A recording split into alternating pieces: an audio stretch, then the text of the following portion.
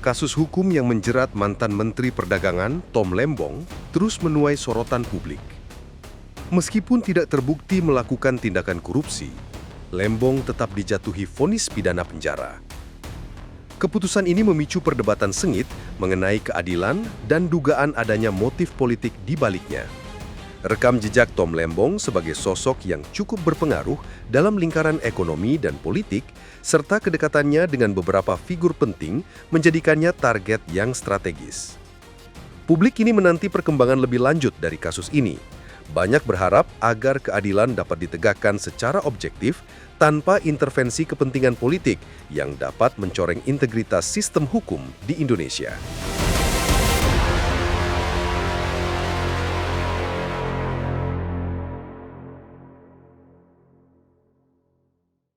Ya mungkin Tom Lembong adalah martir hidup saat ini. Di statement saya di awal, Mas, yang namanya politisi ya, dia akan terbunuh berkali-kali. Ya bisa saja ini bagian dari gerakan kubunya Pak Anies. Kalau sekarang mungkin saya lihat cinta segitiga ya. Penguasa, siapapun itu, akan bertindak untuk mengamankan kekuasaannya dia. Ya Anies dengan kasus Tom Lembong itu hanya bola panas. Tribuners, kita jumpa lagi di acara Trilogi, Tribu Lombok, Dialog dan Inspirasi. Dan sekarang sudah bersama saya, Mas Bayu Satria Utama. Wah, lama sekali nggak Lama jumpa, banget nggak Bang. ketemu, kayaknya hampir 2 tahun, Mas ya. Hampir 2 tahun Hampir ya? 2 tahun. Sebelum off ya? Ya, off. Ya, kita istirahat sejenak kemarin. Masih proses recovery, Mas? Masih recovery, Masih. tapi kayaknya sekarang sudah bangun komunikasi ulang. Kita masuk lagi ke kayak medan juang ya, kita Medan bilang pertempuran. nih, pertempuran ini lagi kita kembali lagi nih. Tapi meskipun 2 tahun tidak ketemu komunikasi, saya terus Pantau ya. status di game minimal. Ya, kita banyak belajar, Ya, Mas. banyak belajar ya. Banyak belajar lagi. Tetap sama almarhum. Masih tetap ya, Mas. sebagai sebuah gagasan-gagasan beliau itu tetap kita pertahankan untuk terus hidup sih sebenarnya. Walaupun fisik tidak ada, tapi ide dan gagasan tetap ada. Tetap ada, luar biasa itu. Saya kadang-kadang juga merasa lihat statusnya Bayu itu sisi-sisi kemandirian kita tergugah juga sebagai suami, sebagai partner teman diskusi ya. Ya semoga sekarang tambah ini, Mas. Tambah kuat, tambah berani, dan mungkin nanti akan lebih besar gebrakan yang kita buat rencananya. Seperti terlahir kembali lah. Iya, newborn. Jadi kita sesuatu seperti punya pribadi yang baru gitu. Nah, kadang proses hidup seperti itu, Mas. Iya, kita bertahap, Mas. Sesuatu yang nggak pernah kita sangka-sangka. Iya. Ya kita lihat, anggap ini naik kelas lah. Naik kelas ya. Kelas. Mudah-mudahan, amin ya. Amin. Terima kasih, Mas. Setiap cobaan itu pasti ada hikmahnya. Iya, benar. Ada hikmahnya. Dan termasuk di tokoh-tokoh politik juga kalau dicoba itu makin naik kelas juga ya. Iya, benar. Salah satu kasusnya mungkin dia, kalau saya sering ngutip banyak tokoh gitu. Sebagai aktor politik, figur politik, dia akan berkali-kali terbunuh. Berkali-kali terbunuh, begitupun dia akan berkali-kali untuk hidup terus, untuk berbuat yang Berarti terbaik. nyawa politikus itu bisa lebih dari satu. Bisa lebih dari satu, dan bisa lebih berkali-kali untuk mereka hidup. Gitu. Survive. Itulah Itulah politisi ya. politisi. Politisi yang bisa jadi negarawan. Benar, pada akhirnya dia menjadi negarawan, karena jadi- bisa berbuat. Iya. Mas Bayu, kali ini kita bahas tema yang sedang bukan viral, hot topic di Indonesia nih. Ya, lagi beberapa hari lagi naik-naiknya, Iya. dan banyak anak-anak muda ya, figur-figur influencer terutama, itu ikut ngulas juga. Soal Tom Lembong ya. Tom Lembong. Ini kasus yang menarik saya. Beberapa kasus korupsi ya kita senang dihukum. Ya. Kita tapi ini kok beda. Koruptornya di penjara kok malah banyak yang bela. Oke. Kalau Kalau saya lihat, menurut Abang gimana tuh? ini menarik, Mas ya. Kalau kita lihat dalam periode beberapa kurun waktu sekitar 10 tahun kayaknya ya. Kira-kira dari Tom Lembong ini kan cukup menjadi tokoh yang baru terlihat sebenarnya akhir-akhir ini. Gitu. Tapi justru sepak terjang sudah lama.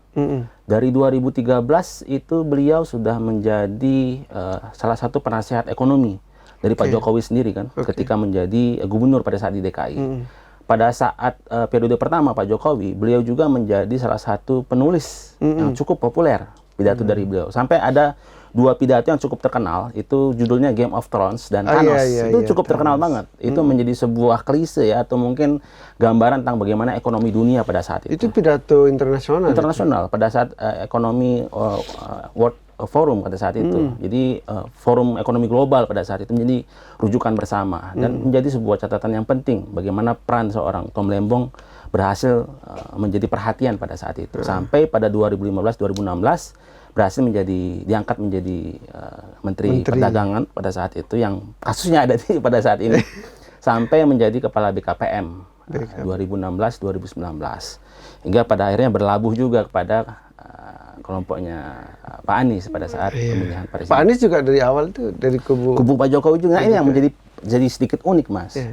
Ada beberapa kelompok yang sebenarnya menjadi tokoh sentral di kubunya Pak Jokowi, beralih kubu, itu menjadi sebuah catatan bagi mungkin kelompoknya Pak Jokowi untuk diperhatikan benar. Mungkin apakah mendapatkan sebuah informasi yang cukup dalam atau beberapa gerak-gerik dari kubunya Pak Jokowi sendiri, sehingga orang-orang ini perlu diperhatikan lebih, mendapat perhatian. Ya mungkin pada saat ini Tom Lembong salah satu orang yang cukup cepat untuk diberikan perhatian tersebut sampai dengan kasus seperti ini bisa kejadian. Jadi kalau Lewis Koser bilang, Mas ya, semakin dalam konflik kita, semakin dalam hubungan kita dengan tokoh atau mungkin keluarga dan sebagainya, semakin dalam juga kita akan berkonflik dengan dia. Jadi hubungannya itu akan semakin dalam. Dan ini uniknya di situ. Jadi mungkin beberapa ke depan gitu, tokoh-tokoh yang memiliki hubungannya begitu mendalam dengan Pak Jokowi atau Pak Prabowo misalkan gitu, yang begitu intens mendalam, suatu saat bisa jadi seperti Tom Lembong. Hati-hati. Iya. Jadi makin sering berhubungan, makin intim hubungan dalam satu keluarga, satu kelompok. Ketika gesekannya berkonflik akan semakin intens, semakin dalam. Beda ketika kalau di luar ya, udah keluar, nah itu tetangga. Sudah gitu. Masalahnya bisa diselesaikan dengan cara-cara yang enak gitu. Tapi kalau dari Mas sebelumnya kan Pak Anies yang sahabatnya Tom Lembong itu kan juga satu tim dengan Pak Jokowi pada saat itu. Ya, tapi kenapa kita sebut Pak Jokowi ini kan dulu sejarahnya. Dulu. Ya. Sejarah kita bicara tentang sejarah yang panjang kan. Memang kalau kita bicara dengan Pak Jokowi cukup menjadi sebuah figur politik yang cukup dominan, memiliki kekuatan kan. Sampai detik hari ini pun beliau menjadi sebuah figur yang sangat dipertimbangkan. Bahkan presiden pun saat ini itu sangat kental muatan Pak Presiden Pak Jokowi pada saat ini. Apakah itu sebuah pertanyaan yang cukup baik untuk kita lanjutkan? Mungkin di podcast berikutnya, Mas. Kan banyak juga yang curiga apa ada sosok di balik gitu. Saya tadi malam lihat debat di TV juga. Memang kasus Tom Lembong ini seperti tidak berdiri sendiri. Dia tidak ansih hanya kasus hukum. Dan katanya ada sosok di belakangnya, dan ini kasus bukan hanya hukum tapi politik. Menurut Mas Bayu gimana?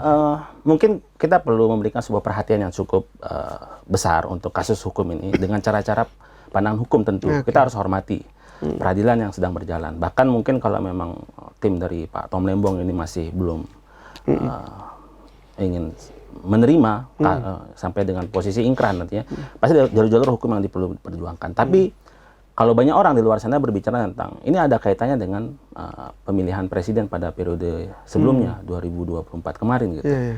Kalau kita katakan iya memang benar iya gitu, karena memang aktor-aktor yang terlibat pada saat itu adalah aktor yang memang sekarang sedang diberikan perhatian cukup dalam. Salah satunya Pak Tom Lembong gitu. Mungkin kalau bagi saya adalah kasus ini tidak semata kasus hukum. Ini cara-cara yang memang dalam dunia politik, dalam kontestasi selalu digunakan oleh penguasa untuk bagaimana bisa membuat killing the messenger gitu. Bagaimana kita membunuh aktor atau karakter dari orang-orang yang memang sangat punya pengaruh dan berseberangan dengan kubu yang berkuasa. Kita lihat beberapa tokoh mungkin periode-periode sebelumnya. Ya pasti kita lihat fakta hukumnya, Mas.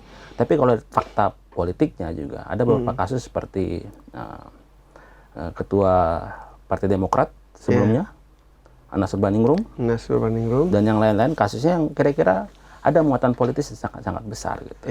Dan ini pun mungkin ya. Tapi beda responnya publik waktu itu sama sekarang. Mungkin pada saat itu referensi terhadap informasi terbatas di era pada saat itu. Kalau sekarang semua bisa bicara, TikTok, Instagram, semua platform semua bisa berbicara, bahkan para selebgram atau influencer itu berbicara keras tentang kasus-kasus seperti ini. Nah, salah satunya mungkin kita bisa lihat beberapa tokoh yang berbicara cukup vulgar gitu. Tapi kasus ini pun besar, tidak hanya semata karena Tom Lembong juga. Ada mungkin aktor-aktor tertentu yang riding the wave, memanfaatkan ini untuk benar-benar sekali naik semuanya mendapatkan akses untuk ke stage tadi gitu. Oke. Jadi, Maksudnya gimana tuh?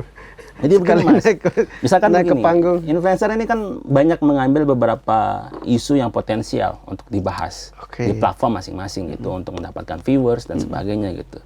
Maka kasus Tom Lembong ini tidak hanya bermuatan politis saja, muatan hukum juga ya, tapi muatan untuk bagaimana beberapa figur bisa masuk juga untuk menjadi orang-orang yang dilihat secara publik luas. Saya nggak bisa sebut nama Mas ya. Kalau dari sisi influencer banyak lah gitu. Tapi kalau kita bisa lihat suara-suara itulah yang menjembatani sebenarnya yang bermuatan politis, bermuatan hukum itu dibahasakan dengan bahasa-bahasa yang lebih pop. Pada akhirnya menjamah kelompok-kelompok muda. Kelompok muda baik itu yang paham tentang hukum, paham dengan politik, atau yang tidak paham sama sekali. Pada akhirnya mereka itu memiliki perhatian untuk membicarakan ternyata kasus Tom Lembong ini tidak sekedar fakta hukum. Tidak sekedar dengan kasus politik, gitu. Tapi ada sesuatu yang lebih. Bahkan mungkin bagi anak-anak muda yang punya idealisnya tinggi, mungkin ini bicara tentang keresahan mereka tentang akses terhadap demokrasi itu sendiri. Ya itu makanya dari pertanyaan saya tuh salah satunya, mengapa ini kok banyak influencer juga ikut menyuarakan? Masyarakat apakah murni hanya cari konten? Mungkin bisa jadi satu ya. Tapi yang paling fundamental saya rasa semuanya resah. Resah. Bisa saja kasus Tom Lembong ini menjadi pelajaran untuk kita semua. Seorang menteri, seorang yang dekat dengan presiden pada periode sebelumnya, seorang yang dekat dengan calon presiden pada periode pemilihan kemarin gitu, bisa kena kasus seperti ini. Apalagi kita yang biasa saja. Maka influencer, kita juga termasuk di situ orang-orang biasa, itu merasa resah. Apakah benar demokrasi ini masih berjalan atau tidak? Dengan kasus-kasus kesetaraan terhadap kita di mata hukum seperti itu. Kalau ini bisa jadi kepada orang besar, kita orang-orang kecil pasti akan berlaku juga. Nah, itu menjadi tanda tanya. Apakah ini akan menjadi sebuah arus yang terus berjalan? Arus balik ya, menandakan bahwa mungkin bisa idiom demokrasi itu berjalan. Tapi kenyataannya, ada beberapa aspek yang dilupakan. Salah satunya kasus Tom Lembong. Akses terhadap hukum, kesetaraan dan sebagainya bisa diganggu. Nah, kalau dari segi hukum, menurut Abang udah adilkah putusannya? Untuk saat ini dilihat dari sisi hukum ya. Sebenarnya saya tidak bisa bicara tentang hukum ini ya. Ya maksudnya kita ngobrol aja sebagai warga negara, bukan ahli hukum lah Bang.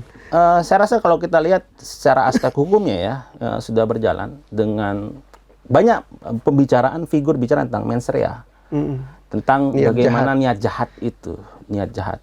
Bahkan beberapa figur atau profesor dalam bidang hukum itu bicara tentang mens rea gitu. Walaupun mens rea-nya ini tidak dibuktikan secara langsung ya.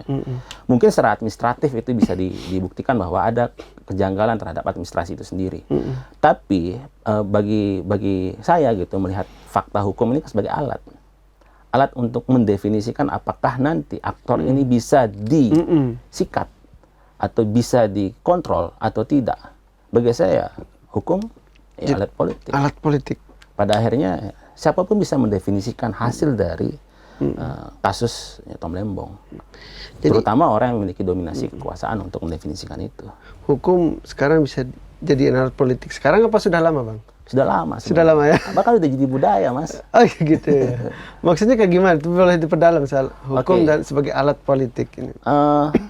Dalam politik, Mas ya, memang kita memiliki kebebasan masing-masing. Kita hargai kebebasan-kebebasan yang memang dimiliki oleh hak individu masing-masing. Tapi tentu di setiap kebebasan itu ada aturan.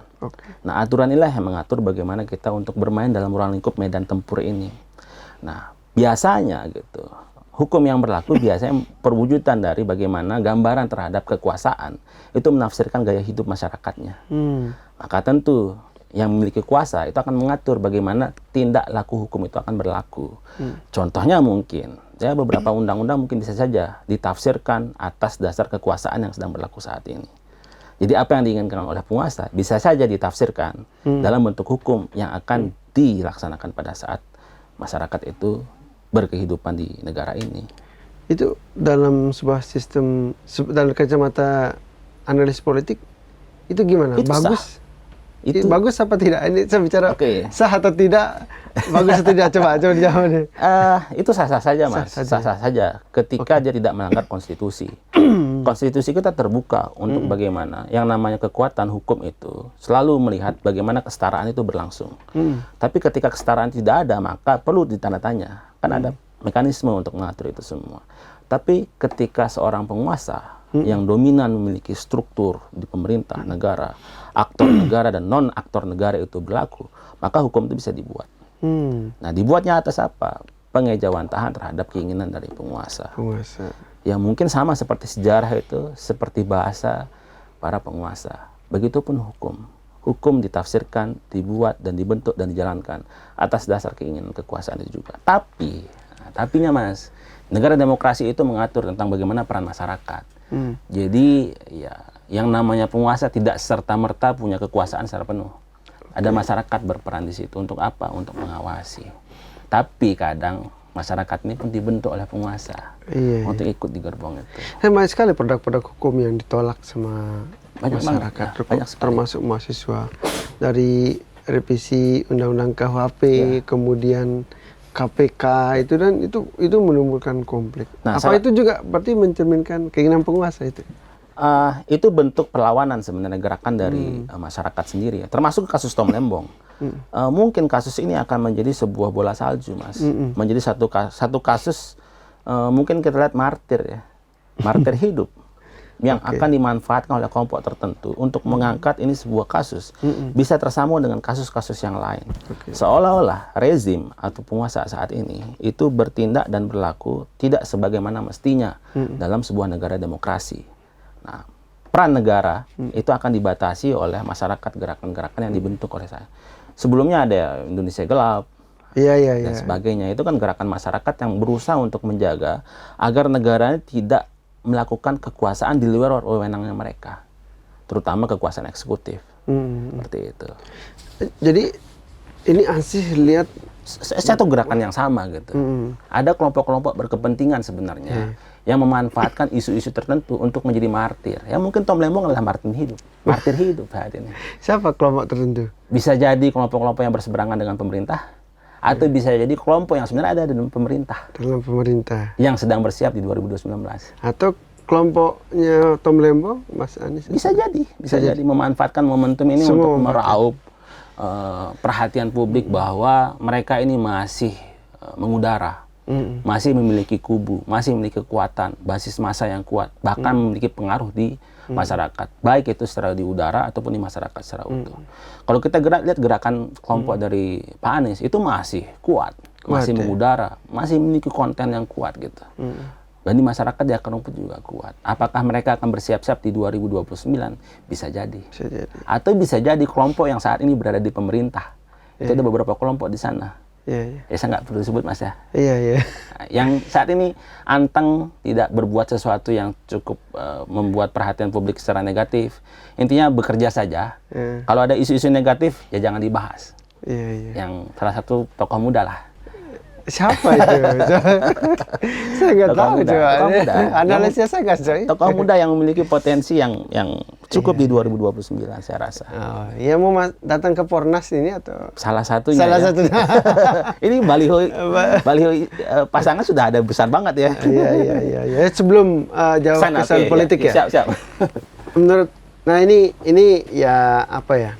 Menurut opini aja, opini selaku warga. Kita kan kasus ini sudah terbuka, fakta persidangan juga sudah terbuka di media. Menurut Mas Bayu, Tom Lembong bersalah nggak? Kalau lihat dari faktanya, bisa saja secara administrasi bersalah. Saya rasa bersalah, karena fakta-fakta hukum yang diberikan. Tetapi, gitu ya, kalau dilihat dari beberapa pendapat hukum ya, dari beberapa profesor, misalkan Mahfud MD mengatakan sayang banget gitu. Dia kecewa gitu terhadap putusan untuk kali ini. Iya, tadi malam dia kan, terakhir dia di podcast Wak Kasali dia kecewa. Karena statement dia yang dipotong-potong pada saat sebelumnya, pada saat kasus tersangka pada saat itu. Tadi malam klarifikasi. Dilihat video ternyata ini kasus yang waktu tersangka gitu. Bersalah di administrasi di mana? Rekomendasi ya menteri? Mungkin bisa jadi dari rekomendasi Kemenperin dan sebagainya belum dilengkapi dan itu kasus yang sebenarnya ya menteri-menteri sebelum dan setelahnya itu melakukan hal yang sama gitu. Nah, cuma memang muatan politisnya terlalu besar daripada muatan hukumnya. Dicari-cari gitu. Dicari-cari. Pada akhirnya ya kita harus menghormati. Hakim memutuskan. Kita harus hormati hasil dari persidangan tersebut. Tapi kalau memang timnya Tom Lembong tidak sepakat, ya bisa mengajukan banding. Dan sampai dengan proses ingkrah itu bisa terjadi gitu. Ya, ini salah satu poin yang menarik. Ini kan kesannya itu kesalahannya dicari-cari. Padahal ini salah satu poinnya, pertama yang bikin lucu yang saya tangkap ini saya baca, pertama rekomendasi Menteri Perindustrian untuk impor itu nggak ada. Kemudian ekonomi kapitalis. Nah, ini yang jadi lucu. Yang orang karena dianggap mengutamakan ideologi swasta, ekonomi kapitalis. Nah, ini bahasanya itu seperti itu. Menurut Abang gimana itu? Ya mungkin yang menyebut ekonomi kapitalis tidak mengerti apa itu kapitalis sendiri ya, kayak gitu. Udah itu sudah terjadi. Nanti yang pakai sosialis juga bisa dihukum. Bisa gitu. Padahal semua transaksi kita ini ya merujuk kepada di sana gitu. Yang nggak dihukum mungkin ekonomi syariah. nggak bisa berani ngomong kalau kayak gitu. Tapi ini cukup menarik ya. Kenapa hal-hal itu terjadi? Karena memang mungkin secara dasar, basic gitu ya, kesalahan dari Tom Lembong tidak bisa ditemukan gitu ya. Pada akhirnya dicoba untuk ditarik apa yang kira-kira dekat dengan kesalahan itu.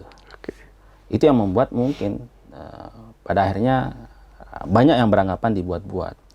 Kalau kita lihat ya, sebelum-sebelumnya gitu, kasus korupsi di beberapa BUMN yang lain misalkan gitu, orang senang banget gitu melihat tangkap dan sebagainya. Tapi kalau ini kok sedih ya, ada koruptor ditangkap, dijatuhi hukuman 4,5 tahun gitu. Tapi kok masyarakat tuh sedih. Sedih ini merupakan bagian dari keresahan sebenarnya.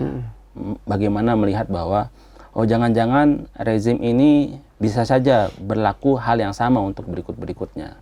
Nah, posisi kita sebagai masyarakat itu harus berperan di sini. Mencoba untuk mengulas, membahas, mencari benang merah kira-kira ada masalah apa di sini. Kalau orang mengatakan kita cuma melihat bagian fakta hukumnya seperti apa, tapi bagi saya gitu, kita perlu lihat sisi lainnya. Fakta politisnya itu ada juga. Bahkan fakta politis ini tidak hanya berlaku pada tahun 2024-2025. Bisa merujuk 10 tahun yang lalu. Bahkan bisa nanti sampai dengan 2029. Itu fakta politik yang harus kita lihat. Ada sebuah garis linier yang sebenarnya terhubung. Aktor-aktor yang memang berusaha untuk memainkan peran ini semua gitu. Menurut Mas Bayu, ini kesalahannya dicari-cari atau memang benar? Kan dampaknya kan pertama harga gula waktu itu stabil. Kemudian saya lihat ada beberapa fakta-fakta yang kita lihat di data pemberitaan itu. Gula stabil dengan harganya impor, artinya tidak ada merugikan siapa-siapa. Ini menurut dari kacamata politik ini benar-benar niat dicari atau gimana? Ya seperti statement saya di awal, Mas. Yang namanya politisi ya, dia akan terbunuh berkali-kali. Maka Tom Lembong harus hidup berkali-kali juga. Pertanyaannya, kenapa Tom Lembong harus dibunuh? Ya saya kira dia adalah orang yang paling dekat dengan presiden pada saat awal-awal ya, sebelum gubernur. Mungkin salah satu ya orang yang dekat gitu. Oke, tapi maksud saya, kan Pilpres sudah selesai. Masanya dia sama Pak Jokowi yang sebelumnya, pas Anies juga mereka satu tim, udah selesai semua, udah 10 tahun yang lalu gitu kan. Apa yang dimiliki Tom Lembong sih? Kenapa? Kan dia juga nggak pernah nyalonkan jadi, meskipun masuk tim, tapi sosok dia kan nggak pernah masuk sebagai salah satu kandidat. Kenapa dia yang harus dibunuh? Ya bisa saja. Ini bagian dari gerakan kubunya Pak Anies. Karena Anies begitu pun dimatikan, dia hidup berkali-kali. Ya, kalau bisa beberapa tangan kiri, kanan dan sebagainya itu bisa dihentikan, kenapa tidak dari sekarang? Oh justru Pak Anies ya? Bisa jadi. Karena kemungkinan Pak Anies itu masih besar. Kans di 2029 masih besar. Maksudnya Pak Anies yang disasar atau yang menghidupkan isu ini? Bisa diambil dua keuntungan ya. Satu sisi mungkin Pak Anies sendiri yang mengangkat, tim Pak Anies mengangkat isu ini supaya menjadi sebuah pembahasan global untuk mendapat perhatian publik terhadap kelompoknya Pak Anies. Bisa saja gitu untuk mematikan gerakan Pak Anies. Dua ini bisa berlaku. Tapi pelakunya siapa kita nggak tahu. Bisa jadi tadi, kalau saya sih orang yang di dalam pemerintahan yang saat ini duduk manis, duduk diam manis, fokus untuk bekerja. Siapa itu? Siapa dari orang pemerintahan yang duduk manis itu? Ya mungkin ada segitiga merah ya atau apa itu ya. Oke, ini kita fokus ke politiknya lah. Kalau soal hukum mungkin itu, kita nanti salah ngomong ya. Kita ini bukan ahli hukum pidana ya. Soal kacamata politik yang menarik mungkin sudah terbuka gamblang ke publik sekarang ini memang syarat dengan politik seperti yang Mas Bayu sampaikan tadi itu.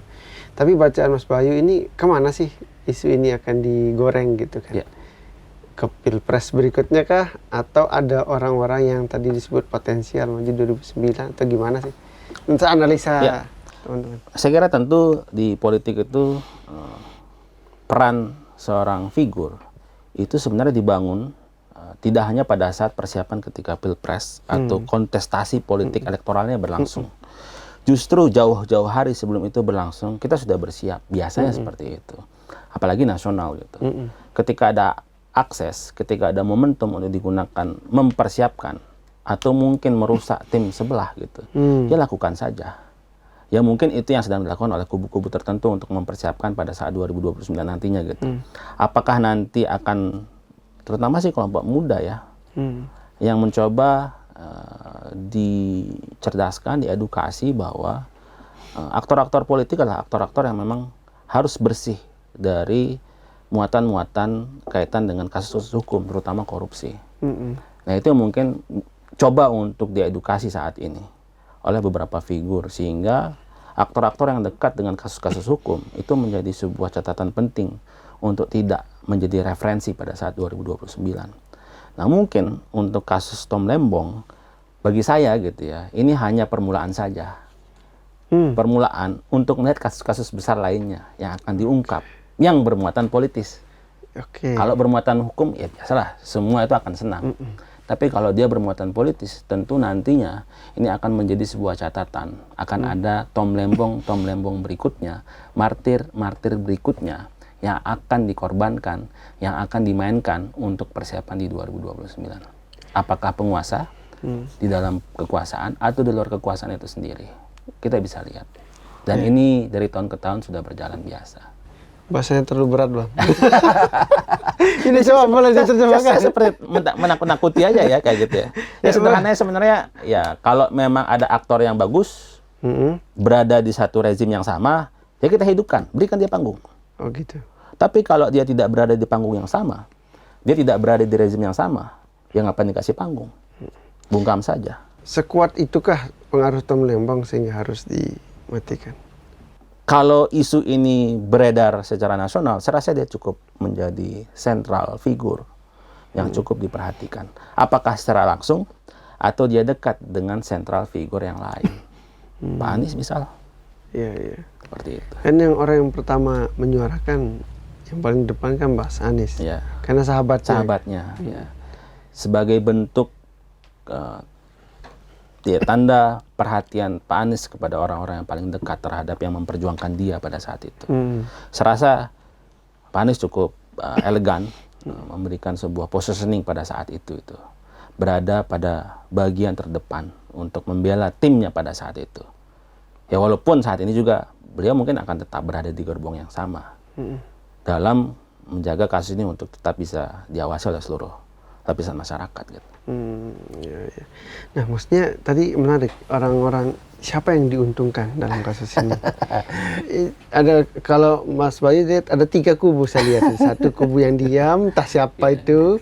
Yang pertama kubunya yang pertama Tom Lembong dan Anies CS gitu. Kemudian ada orang yang diam tadi itu saya nggak tahu. Terus yang kedua Pak Jokowi gitu, emang ada kubu atau pemerintahan gitu.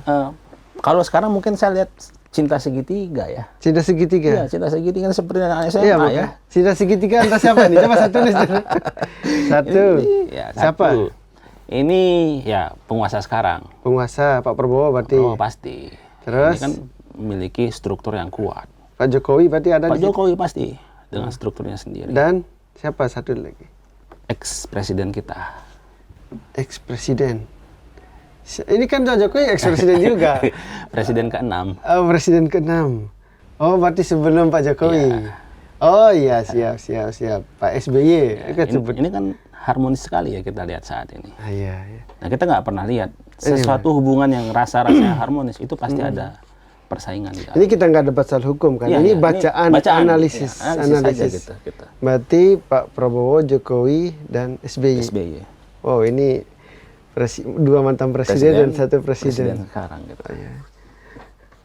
Dan saya rasa Pak Anies Coba dijelaskan dulu hubungannya ini. Coba dihubungkan gimana hubungannya ini? Oke lah, saya kan nggak paham, pura-pura nggak paham. Saya udah tahu paham. Enggak paham juga, sorry. Gimana hubungannya cinta segitiga ini coba? Saya lihat pandangan saya Mas ya, secara politisnya, ya Anies dengan kasus Tom Lembong itu hanya bola panas yang sedang bergulir. Entah bola panas ini berada di kaki siapa kita nggak tahu. Siapa yang memainkan, siapa yang menguasai, sampai pada hari nanti akan goals di antara 3 figur sentral kita ini. Ada Pak Prabowo, penguasa saat ini, Pak Jokowi, ini semacam bayang-bayang kekuasaan, dan Pak SBY menjadi tokoh elegan yang fokus pada bagaimana menjadi seorang negarawan dengan gerbongnya dia gitu. Ini 3 gerbong besar gitu. Yang mungkin pada akhirnya nanti 2029 bisa saja itu menjadi satu gerbong yang sama, bisa saja menjadi gerbong yang berbeda. Oke. Nah, Pak Anies dilihat posisinya adalah sebagai bola api yang panas yang nanti akan berada di kaki siapa. Di cinta segitiga ini kok nggak ada Pak Anies ini? Ya, saya rasa seperti biasanya Pak Anies menjadi aktor yang saya kira sebagai aktor yang secara langsung terjun di lapangan ya. Ya, oke Bang. Tadi itu Pak Prabowo dengan SBY itu kayak gimana? Maksudnya terus Pak Jokowi kayak gimana itu maksudnya? Ya begini Mas, kita lihat kan masing-masing ini punya semacam akan punya kepentingan di 2029. Punya figur utama yang nanti akan dicoba untuk dicalonkan ke proses kandidasi pastinya. Oke. Ya Pak Prabowo. Ini misal kan, ya. ini misal bukan Ya, mungkin sesungguhnya. kita berani saja gitu. Pak Jokowi jagoin siapa gitu? Ya pasti Gibran. Oke. Terus Pak Prabowo? Ya pasti salah satu aktor yang nanti bisa jadi dia. Pak SBY? Ya pasti Putra Mahkota. AHY. Nah. Oke, ini menarik ini. Ini yang nggak pernah saya dengar di kasus-kasus pembahasan Tom Lembong. Kalau Pak Prabowo maju lagi apa enggak? Bisa jadi maju lagi. Atau bisa jadi menjadi figur yang nanti akan mencari sosok baru. Kita bisa lihat nanti polanya di sekitar 4 tahun berarti ke depan. Pak Prabowo belum menentukan pilihan. Ya. Dan nanti bisa saja gitu akan berganti kepada sosok yang apakah dikembalikan kepada militer, bisa saja jadi. Atau setengah militer, bisa saja terjadi. Oh gitu. Sekarang kan militer kan? Militer. Dengan segala struktur itu militer semua. Iya. Baju sih juga agak angkatan darat ini. Oh sudah. Saya angkatan malam. Oke, Bang. Berarti ini ada pertarungan besar ya? Iya. Tadi kemarin selain Tom Lembong juga yang ribut soal ijazah Jokowi. Itu ada sebut agenda. Apa ada kaitannya sama Tom Lembong, kasus Tom Lembong? Saya rasa itu satu. 2 peristiwa yang cukup politik ya. Mungkin secara aspeknya berbeda, aspek hukumnya berbeda gitu. Tapi kalau aspek politiknya, ini bisa diambil satu jalur yang linear, benang merahnya sama. Bisa saja gitu memanfaatkan momentum untuk isu-isu ini bisa naik dan dimanfaatkan oleh figur-figur yang 3 tadi. Bisa saja Pak Jokowi memanfaatkan itu untuk terus berada di udara. Bisa saja untuk saat ini kubunya Pak Anies itu berusaha untuk memanfaatkan terus berada di udara, mendapatkan perhatian publik gitu. Dan kasus berikutnya bisa saja gitu. Peran-peran ini dimainkan oleh Pak Prabowo dengan timnya. Tapi Pak AHY nggak pernah atau Pak SBY nggak pernah saya lihat ada serusannya kasus ini. Beliau seorang ahli strategi. Oh gitu ya. Diam adalah yang terbaik di saat-saat kita sedang ricuh. Iya. Pada akhirnya menjadi pahlawan nantinya. Iya. Ini analisa ya? Analisa. Bisa saja terjadi. Bisa saja tidak. Bisa jadi tidak. Ya. Lalu dari segitiga ini Pak Anies berarti hanya jadi bola panas ya? Saya rasa bola panas untuk saat ini. Jadi bukan di kubu yang segitiga itu. Karena tapi ke Pak Anies kan juga sudah punya partai atau mungkin sedang persiapan ya? Persiapan gitu. Bukan gerakan rakyat ya. Sedang persiapan. Kembali lagi, siapa yang berani untuk membantu Pak Anies untuk membangun gerakannya sendiri? Kita lihat kalau Pak Jokowi sudah siap partainya, gajah ya. Gajah berbelai merah gitu, belalai merah ya. Iya, iya. Bukan bermoncong merah ya. Itu belalai merah dia. Iya, Itu lucu simbolnya banget, juga. simbolnya. Iya, Pak. Nah, itu bisa jadi podcast yang beda, Mas. Membuat sesuatu yang berbeda itu kayak simbol. gitu. Iya, iya. Berarti memang berarti posisi kasus Tom Lembong dan ijazah Jokowi ini berurutan. Bisa saja. Dan akan ada kasus-kasus lain untuk membuat bagaimana keterkaitan antar satu isu ini menjadi sebuah benang merah yang nanti akan menjadi momentum di antara tiga ini akan memenangkan siapa. Saya rasa Pak SBY adalah orang yang teliti, memiliki strategi yang cukup baik, dan kita tunggu permainannya. Saat ini, tapi Pak Jokowi juga lumayan cukup lebih berani. Beliau Lebih berani ya. Beliau lebih berani gitu untuk bermanuver ya. Dengan segala kelihayan yang kelebihan. Biasa politik Jawa kan seperti itu. Seolah-olah tidak melakukan sesuatu, tapi di balik layar sedang bermanuver penuh. Iya. Pak Jokowi. Tapi kalau Pak SBY lebih strategis ke militeristik, saya rasa ada momentum yang memang harus dijaga oleh beliau. Pak Prabowo sebagai penguasa, ya saatnya beliau setiap detik, setiap waktu harus menjalankan peran sebagai presiden tentunya ya. Di satu sisi untuk menjaga juga bagaimana gerbong yang dibawa oleh beliau tetap aman hingga saat ke depan. Iya. Bisa saya bilang ini Tom Lembong hanya sebagian kecil dari sebagian kecil puzzle permainan. Yang untuk saat ini saya rasa banyak yang berbicara. Tapi cukup bagus. Hasil dari Tom Lembong ini saya rasa akan menjadi sebuah catatan untuk masyarakat ya, anak-anak muda terutama, memberikan perhatian yang cukup banyak, yang besar. Kita dibantulah dengan beberapa influencer di YouTube, di IG, di TikTok itu untuk mencoba mengulas ini. Apakah Tom Lembong ini akan meningkatkan efeknya ke Pak Anies atau siapa? Nah, bisa jadi akan Pak Anies mendapat perhatian cukup untuk tetap berada pada gerakannya dia untuk memperjuangkan ya sesuai dengan idenya dari awal gitu, arahnya baru seperti ini. Tentu bisa saja semakin akan dipersulit dengan gerakan-gerakan yang baru, kasus-kasus yang baru. Kita bisa saja lihat nanti. Penguasa, siapapun itu, akan bertindak untuk mengamankan kekuasaannya dia. Penguasa akan bertindak mengamankan kekuasaan. Di saat kelompok lain sedang berusaha mengambil alih kekuasaan itu. Iya, ini hukum perang rival politik ya. Ya, seperti itu. Karena pada dasarnya kalau kita bicara, Mas, politisi ya, dia punya banyak perspektif. Nah, mungkin yang bisa dicari adalah konsep dari Plato ya. Plato itu melihat nanti akan menghasilkan Thomas Hobbes bicara tentang Leviathan gitu. Plato itu bicara tentang masyarakat itu dia akan berbuat jahat. Ada laku-laku jahat yang akan dilakukan oleh dia. Karena apa? Ada variabel luar yang membuat dia seperti itu. Dasar filosofisnya, Mas, pada saat itu.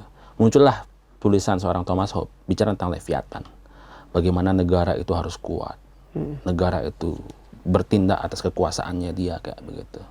Nah, itu pada akhirnya politisi melihat bahwa ketika ada kompetisi, maka kompetitor bisa saja berbuat sesuatu yang mungkin akan merugikan dia. Nah, sejak awal, kalau bisa, sebelum kerugian itu berada di pihak mereka, mereka menjaga untuk apa? Untuk pihak lain tidak semena-mena atas dia.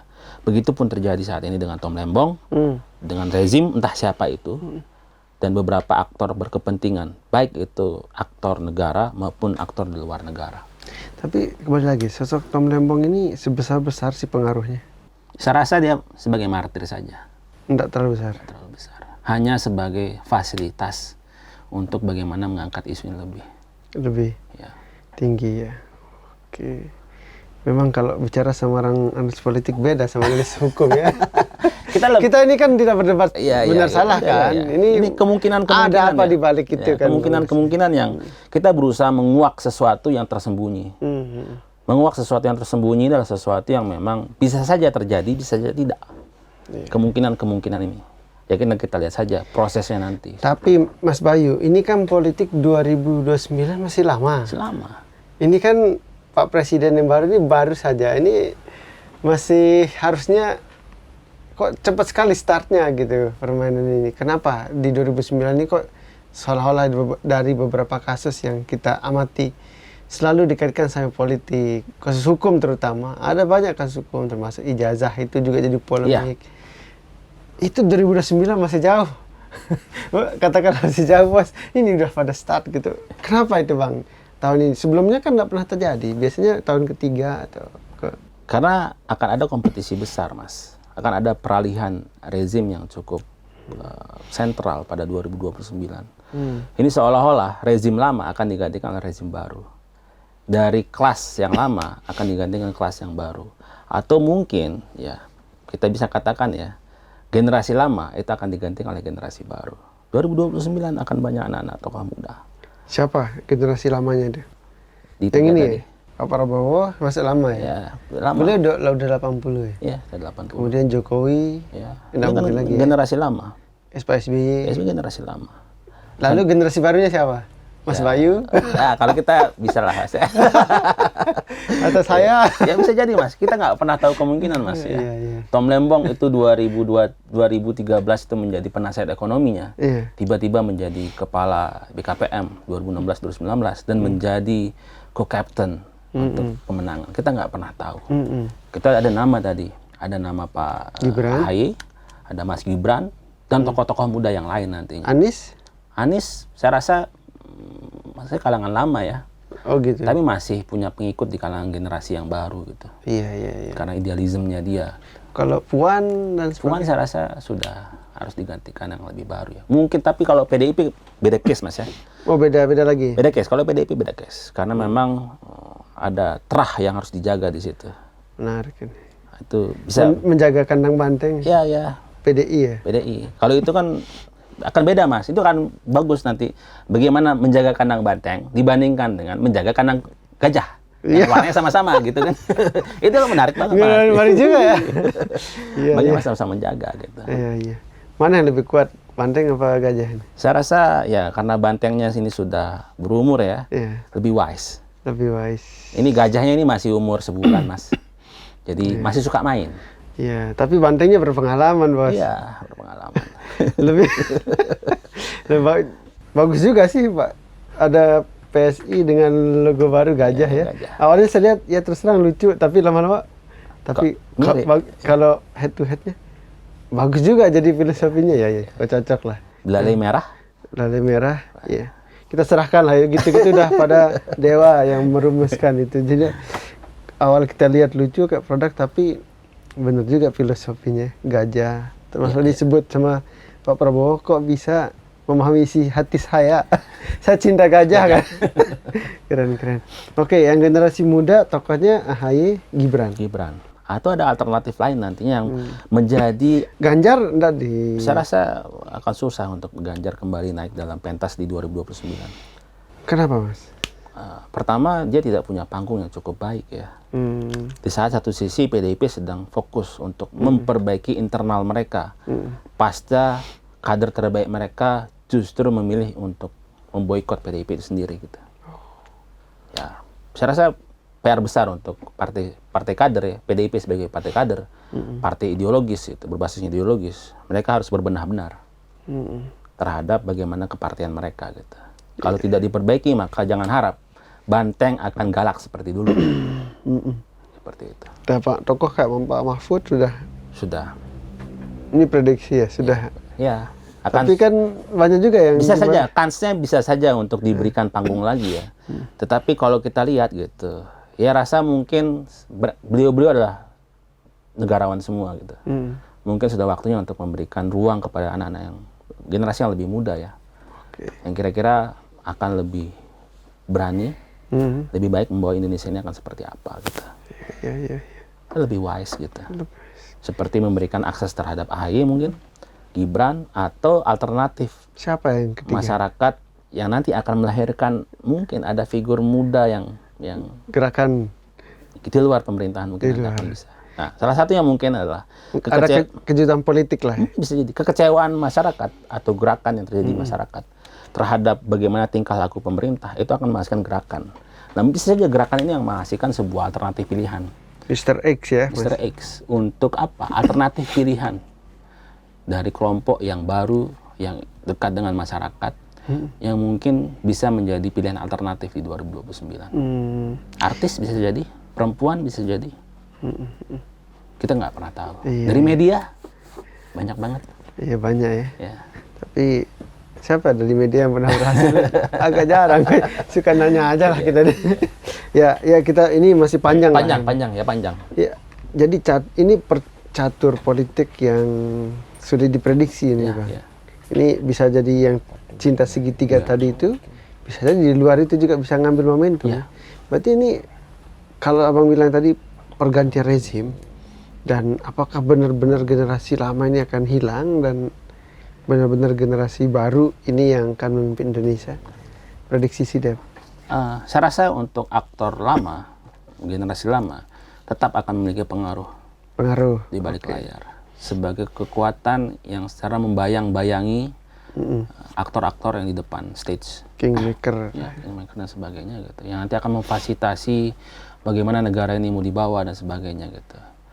Nah, aktor-aktor yang lebih muda, generasi yang lebih baru gitu, yang nanti akan membawa dengan cara yang baru, cara yang lebih fresh, yang kira-kira dibutuhkan oleh Indonesia, dengan budaya yang baru. Budaya kepemimpinan yang lebih baru, lebih fresh, dan mungkin itu yang dibutuhkan oleh masyarakat saat ini. Kira-kira kans yang paling besar, Bang. Ini kan kita prediksi boleh aja kan. Gibran, AHY, Anies. Kita masukkan lah Pak Anies ya, karena saya lihat yang di Kastur Lembong itu masih naik. Masih yang jadi sorotan terutama Pak Anies sekarang. Mana Bang? AHY dulu Bang. Saya rasa kalau dari sisi kompeten, ya AHY cukup sangat menjadi sebuah pilihan baik. Boleh persen? Ya sekitar 60%. 60%. Pilihan ya untuk saat ini. Gibran? Gibran mungkin 30%. Kok kecil loh?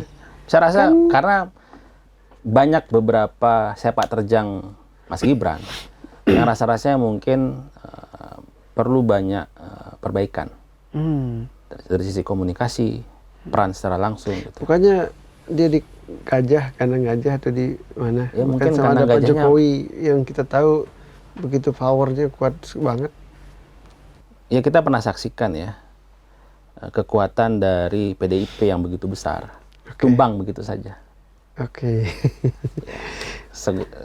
Mas Gibran bisa saja kalau tidak bersiap dari sekarang dia akan tumbang. PDIP yang besar akan tumbang begitu saja dibuat. Kalau Anies? Kalau Anies saya rasa masih ya sekitar 10-20%. 10% lah. Ya, 10%. Ya. Gitu. Ini saya bukan pendukungnya Mas AHY ya. Ini kan Mas Bayu kan analis politik. Yang kita boleh menafsirkan, menganalisa kan. Dari yang kondisi saat ini kan. Kita nggak tahu tahun depan bisa berubah. Berubah gitu. Atau bahkan lebih menarik lagi ketika nanti padanan pasangan yang cukup baik adalah bagaimana negosiasi antara kelompok Pak SBY dengan Pak Jokowi. Berarti AHY kansnya sangat besar. Sangat besar. Kita lihat. Ini nggak pernah kita banyak belum dibahas ini soal. Karena kita pernah lihat tidak, Mas, AHY pernah melakukan blunder tidak? Di saat banyak blunder yang dilakukan oleh politisi. Tidak ada. Belum ada. Bersih. Dia hanya fokus kerja. Blundernya sama sekali bisa dikatakan nihil. Menjadi paling tidak dia menjadi sebuah alternatif pilihan yang cukup baik dibandingkan para aktor yang melakukan blunder politik. Ya mungkin nanti akan manuver-manuver yang lebih strategis akan dilakukan. Saya bukan pendukung AHY, tapi hanya melihat dari sosoknya saja, dari pola gerakan tim yang sedang sangat rapi dimainkan oleh tim mereka. Apa ini sudah dibaca sama lawan masing-masing lawan politik? Saya rasa disitulah posisi. Sudah saling baca nggak belum? Pasti sudah saling baca. Tapi disitulah posisi dari Pak SBY, pasang badan, membentengi gerakan ini untuk apa? Untuk aman. Jangan ada yang mengganggu. Gitu. Jadi ini ada kaitan sama ijazah itu juga ya? Bisa jadi. Dan nanti mungkin yang kemarin ada ijazah. Next, yang saat ini kita hadapi ada Tom Lembong. Nextnya mungkin kita nggak tahu ya. Kalau ini ada gula, mungkin besok ada beras, ada sapi, ada apa kita nggak tahu. Ijazah, gula, ya ada apa lagi? Ya, Ada sapi mungkin. beberapa, mungkin kita hitung dari sembako itu Ya, ya. ya banyak lah itu di situ. Iya, iya. Dan ini baru 2025. 2026, 27, 28, 29. Masih lama ini. Kalau selama 5 tahun kita ini sibuk begini kan, nanti publik untuk pembangunan itu akan posisi publik sekarang ini. Oke lah, itu pertarungan elit yang kadang-kadang nggak bisa kita baca. Tapi bagaimana posisi publik kalau pertarungan sudah start dari 2025? Dampaknya nanti seperti apa? Saya rasa banyak publik yang nanti akan berusaha untuk semakin banyak terlibat dan mencari tahu dan mengedukasi diri. Apa yang terjadi tentang politik di Indonesia. Saya rasa pertama itu cukup baik ya, positif dampak dari bagaimana terjadinya kompetisi elit di tingkat atas. Oke. Masyarakat dipaksa untuk belajar. Masyarakat dipaksa untuk memahami bahwa kejadian-kejadian ini tidak serta-merta tentang sesuatu yang sifatnya terjadi begitu saja. Ada beberapa makna di dalamnya yang terjadi, makna politis dan sebagainya. Masyarakat akan semakin dipaksa untuk belajar. Semakin banyak yang akan bikin konten, semakin banyak anak muda influencer yang akan membuat konten-konten politik. Yang pada akhirnya awalnya masyarakat sangat tidak suka terhadap politik. Tapi ketika influencer itu membahas secara bahasa-bahasa pop, dengan bahasa-bahasa yang lebih enak, lebih ringan, lebih sederhana, masyarakat akan cepat teredukasi. Ketika masyarakat teredukasi, saya rasa sudah bisa untuk memilah dan memilih mana yang memang fakta secara hukum, mana yang muatan politik, mana yang kira-kira menjadi sebuah fakta di lapangan yang harus diolah masyarakat sendiri. Untung apa rugi masyarakat? Saya rasa masyarakat akan untung selama rezim itu tetap fokus dalam pembangunan. Oke, rezim yang saat ini. Yang saat ini, saya rasa rezim saat ini sudah terkonsolidasi dengan baik, dan rezim ini akan fokus melakukan pembangunan. Ya, ketika ada riak-riak konflik kepentingan seperti kasus saat ini, saya rasa itu hanya kasus pinggiran yang akan membuat riak-riak kecil gitu. Negara akan tetap melakukan pembangunan, fokus kepada bagaimana untuk merealisasikan visi misi Pak Prabowo. Tentunya gitu. Nah, riak-riak ini hanya akan dimainkan oleh kelompok-kelompok tertentu yang berusaha untuk tetap berada di udara. Dan masyarakat harus semakin pintar dengan itu. Dan 2009 adalah pertarungan anak muda. Pertarungan generasi baru. Generasi baru. Next generation. Next generation. Wah, luar biasa. Oke, Mas Bayu. Tadinya kita bahas Tom Lembong, tapi kita bahas politik. Iya. Ya, closing statement lah Bang, untuk kasus Lembong sama analisis yang tadi itu. Oke, baik. 2025 adalah momentum pertama untuk melihat overall taktik, intrik, strategi politik yang akan dimainkan oleh figur-figur utama kita. Di situ ada Pak Prabowo, ada Pak Jokowi, ada Pak SBY, yang nanti akan masing-masing membawa gerbong masing-masing.